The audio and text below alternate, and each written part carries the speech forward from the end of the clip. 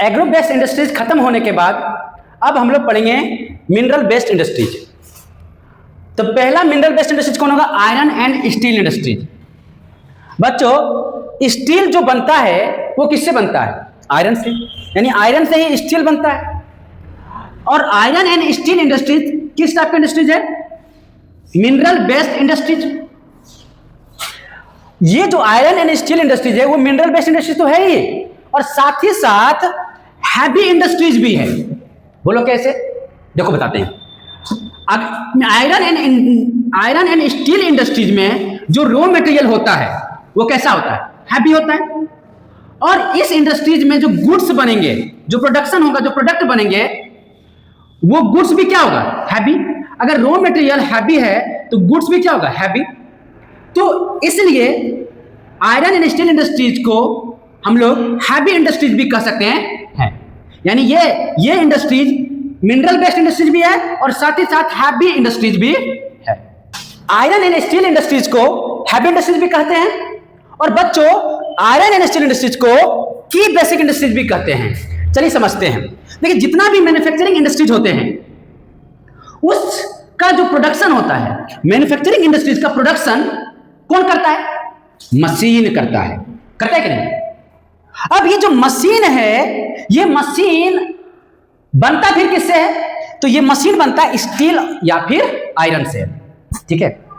अब जितना भी इंडस्ट्रीज होते हैं वो डिफरेंट क्या करेगा? वो इंडस्ट्रीज डिफरेंट मशीन बनाएगा, और वह मशीन का रॉ मटेरियल फिर क्या होगा? स्टील होगा या फिर आयरन, है कि नहीं? तो स्टील और आयरन आता फिर कहां से बच्चों? तो ये स्टील और आयरन की बेसिक इंडस्ट्रीज से आता है। तो हम कह सकते हैं कि आयरन एंड स्टील इंडस्ट्रीज को की बेसिक इंडस्ट्रीज भी कह सकते हैं और हैवी इंडस्ट्रीज भी कह सकते हैं। अब बात करते हैं students iron and steel industries का रॉ मटेरियल। तो रॉ मटेरियल क्या चाहिए? एक स्टील बनाने के लिए रॉ मटेरियल क्या चाहिए? आयरन, कोल और लाइमस्टोन। वो भी कौन से रेशियो में? 4:2 और 1 के रेशियो में। अगर आयरन 4 kg है तो कोल 2 kg मिलाना पड़ेगा और लाइमस्टोन 1 kg। ठीक है। और फिर इन तीनों कॉम्बिनेशन से स्टील तैयार किया जाता है। अब स्टील को हार्डनेस देने के लिए हमें मैग्नीज भी मिलाया जाता है फॉर हार्डन द स्टील।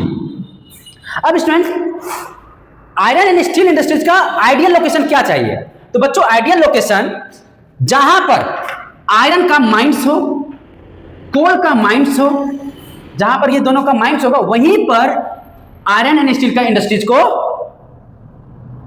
खोलना चाहिए। आयरन इंडस्ट्रीज को वहां पर लोकेशन होना चाहिए। ठीक है। और साथ ही साथ ये दोनों तो होना ही भी चाहिए, और साथ ही साथ लाइम स्टोन भी इजिली अवेलेबल होना चाहिए। तो पहला आइडियल लोकेशन आपका ये है। और बच्चों सबसे खास बात क्या है कि जहां पर आयरन एंड स्टील इंडस्ट्रीज होगा वहां पर इफिशिएंट ट्रांसपोर्ट नेटवर्क भी होना चाहिए, कि जहां पर इंडस्ट्रीज होगा उसके पास से मेन रोड गुजरना चाहिए। मतलब आपका उस रोड में ट्रक, 2 व्हीलर, 4 व्हीलर अच्छा तरीका से दौड़ना चाहिए। वहां पर उस रोड में ट्रांसपोर्टेशन अच्छा वाला होना चाहिए। क्यों? क्योंकि बच्चों हमारा आयरन, कोल, लाइम स्टोन जो स्टील होते हैं वो थोड़ी ना हल्का है, वो हाथ उठा के लेके नहीं जाया जाएगा दुकान तक, है कि नहीं? तो इस कारण से ये हार्डनेस चीजों को ट्रांसपोर्टिंग करने के लिए अच्छा रोड चाहिए, और उस रोड में अच्छा से गाड़ी वगैरह भी चलना चाहिए। तो इसलिए इफिशिएंट ट्रांसपोर्ट नेटवर्क भी होना चाहिए। अब हम लोग देखेंगे क्या कि स्टील को तैयार कैसे किया जाता है, बनाया कैसे जाता है। ठीक है। तो process of manufacture of steel.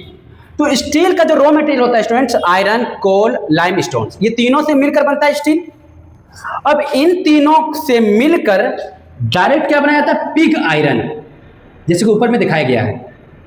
अब बच्चों यहां तक पहुंचने के लिए ये सारे आयरन, कोल, लाइम स्टोन को एक ब्लास्ट फर्नेस में डाला जाता है।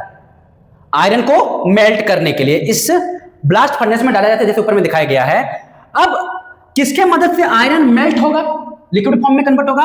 With the help of coal and limestone, यानी इन तीनों को इसमें डाला जाएगा और मेल्ट होगा, इसी ब्लास्ट फर्नेस में मेल्ट हो जाएगा, और आयरन में जो कुछ इंप्योरिटीज होगा वो यहां से निकल जाएगा।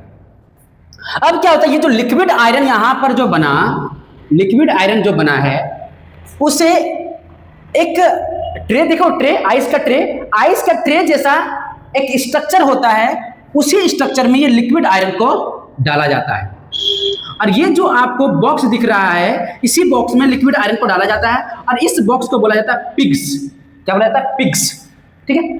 और फिर उसके बाद एक स्ट्रक्चर बन जाता है, तो इस स्ट्रक्चर को बोलते हैं पिग आयरन, और फिर यहां से निकालकर पिग आयरन बनाया जाता है, जैसे ऊपर दिखाया गया है। अब स्टूडेंट्स, इस पिग आयरन से स्टील बनाया जाएगा। देखिए कैसे।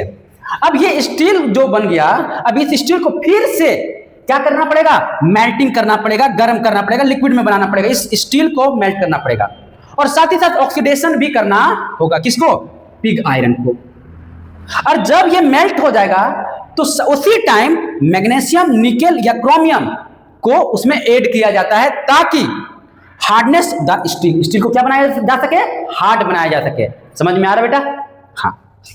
अब क्या किया जाता है? अब ये हार्ड हो गया स्टील, अब इसी स्टील को एक अलग अलग शेप तैयार किया जाता है, शेप दिया जाता है। जैसे कौन सा शेप देगा?